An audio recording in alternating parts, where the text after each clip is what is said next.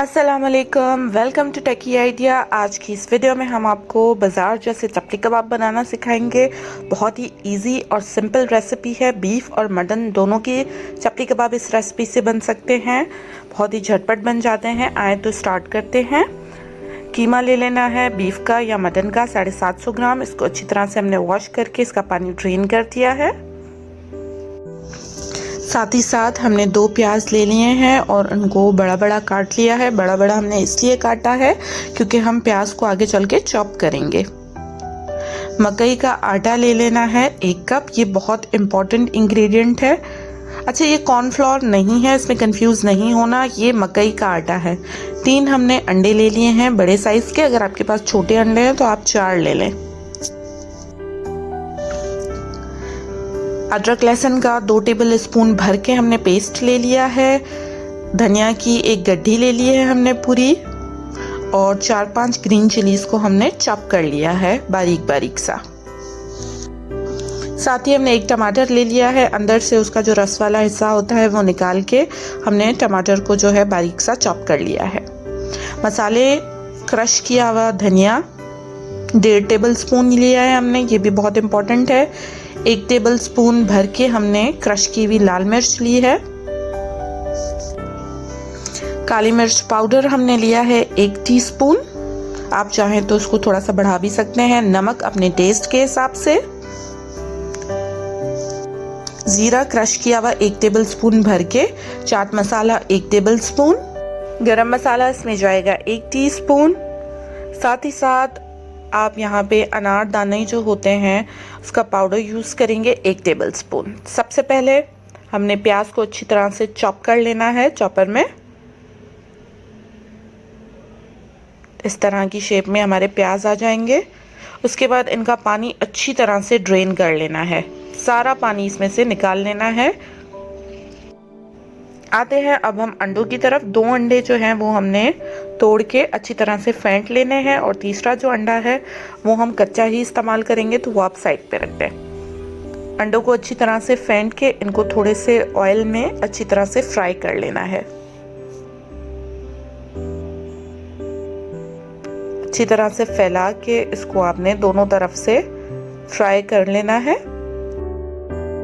अगर आप सेम यही रेसिपी फॉलो करते हैं तो आपके जो चपली कबाब हैं वो बिल्कुल बाजारी बनेंगे और बहुत ही मज़ेदार बनेंगे।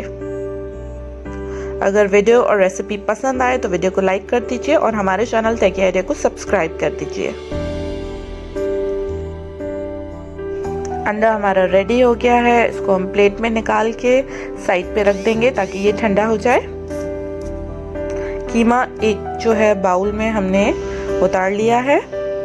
कीमे में हम शामिल कर रहे हैं अदरक लहसुन का पेस्ट, धनिया और मिर्चें। साथ ही साथ हमारे जो सारे मसाले हैं वो भी हम कीमे में शामिल कर लेंगे। हाथों की मदद से अच्छी तरह से अब हम इसको मिक्स करते जाएंगे। जो भी इंग्रेडिएंट्स इसमें ऐड होते जाएंगे उसके बाद हम इसको अच्छी तरह से मिक्स करते जाएंगे। अब हम इसमें जो 1 अंडा हमने बचा के रखा था वो ऐड कर रहे हैं कच्चा ही। अंडे को भी अच्छी तरह से इस मिक्सचर में मिक्स कर देना है। साथ ही साथ इसमें हम शामिल कर रहे हैं मकई का पाउडर। मकई का आटा आपको इजीली मार्केट से मिल जाएगा। प्याज को भी अच्छी तरह से मिक्स कर रहे हैं। साथ में इसमें जाएगा हमारा जो कुक किया हुआ अंडा है।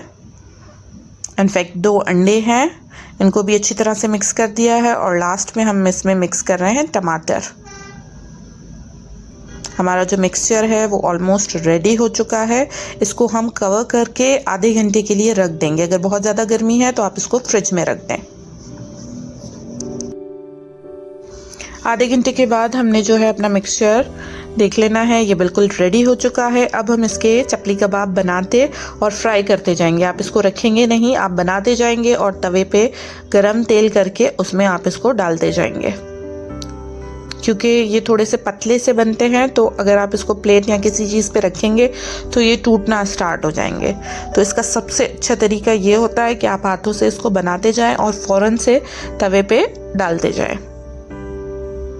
फ्राइंग पैन भी आप यूज़ कर सकते हैं, लेकिन जो तवा होता है वो बेस्ट रहता है इनको फ्राई करने के लिए।